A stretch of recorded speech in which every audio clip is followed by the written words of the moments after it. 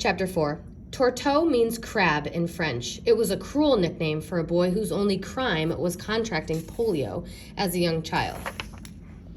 The disease had ravaged his body and left his legs twisted and shriveled. No one talked to Tourteau. There was a rumor that he had caught polio from his father, who was an egatier, a sewer worker. People said Tourteau smelled like the sewers.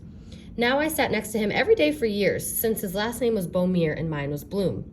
And I can say with certainty that he did not smell, but I did not talk to him anyway. Excuse me, Sarah? Ew, what does he want? You dropped your sketchbook between our desks.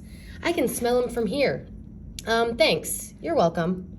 That was the first time I ever spoke to him in all the years I had sat next to him in class. Thanks. I think he likes you, Sarah. Ew, don't say that.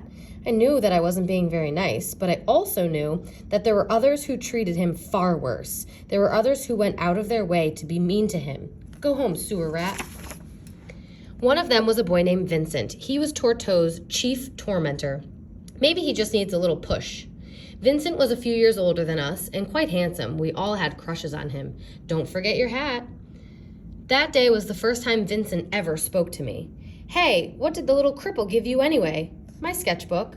I honestly could not believe that he was even talking to me. Let me see it. Hey, you're a pretty good artist. Oh, thank you. For a Jew. I was too shocked to answer. This may sound strange given the times we lived in, but that was the first time I had ever personally experienced anti-Semitism. I felt so humiliated, angry, and hurt. To be attacked, not for something I've done, but for something I am. This was new to me, and it shook me to the core. Marianne and Sophie tried to comfort me. Don't pay attention to Vincent. His father works for the Nazis. To think I had a crush on him. Just put it out of your mind, Sarah. But I could not put it out of my mind. That afternoon, as I rode my scooter home, the world seemed more ominous than it had before. I could no longer pretend that my life was normal. Not when the world was full of so much hate. Not when people like Vincent treated people like me as less than human. That ride home was very sad for me because it was the first time I let myself realize that my life was not a fairy tale anymore. Perhaps it never would be again.